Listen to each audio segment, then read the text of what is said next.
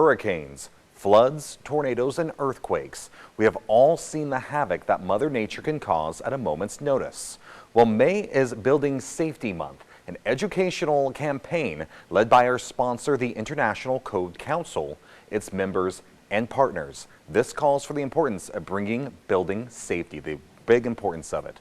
Week 4 focuses on disaster preparedness, and the Code Council wants to help everyone protect their homes and families pre and post-emergency.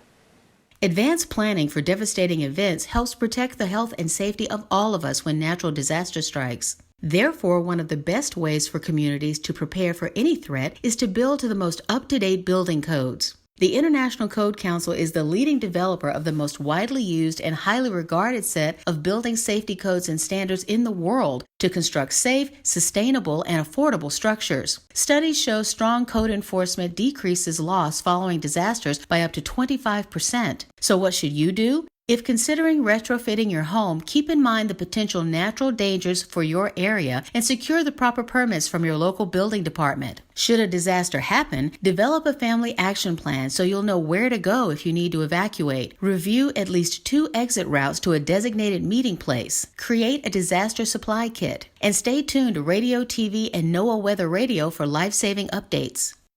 For more, visit buildingsafetymonth.org.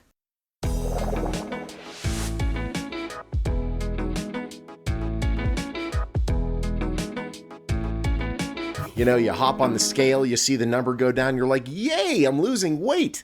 But losing weight is one thing. Losing fat is another thing entirely. Just because the number goes down on that scale doesn't mean you're being successful. That's right. We're going to learn what that means because Doug Zuko is here to explain. He's the owner and founder of FastFit body sculpting locations all over Las Vegas. Doug, welcome back to the show. Let's talk about the difference. I mean, if the scale goes down, I'm succeeding, aren't I? Well, this is the most frustrating subject, I'm sure, because that's what we all think. You know, when we want to look better and lose weight, we want that scale to go down. So that's what everybody focuses on, the scale. But when those numbers drop, it really doesn't tell us much, because what's happening, if we're not eating enough, if we're starving ourselves, restricting calories, whatever, our body will start losing muscle very fast and very rapidly. Yeah. So we also lose hydration. And that just destroys our metabolism and helps us gain more fat. Absolutely. So the number will actually go down faster if you're losing muscle, because muscle weighs more than fat. So you think you're doing really well, where in actuality, you're just withering away. So the weight, this is the other thing, the weight ends up coming back inevitably when you start losing the weight in that unhealthy way. When you're why is it? Are we focusing on the wrong things to get us to that number? What's the issue? Well, you're absolutely right, Sean, because here's what happens. Muscle has memory. We've all heard that. And calorie restrictive diets aren't sustainable. So what happens is sooner or later we start eating again and that muscle will come back. But the problem is we already have gained extra fat.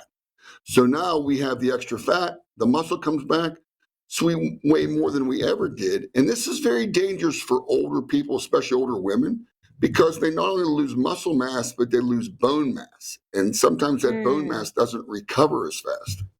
Yeah, that's one of those side effects of this unhealthy dieting that people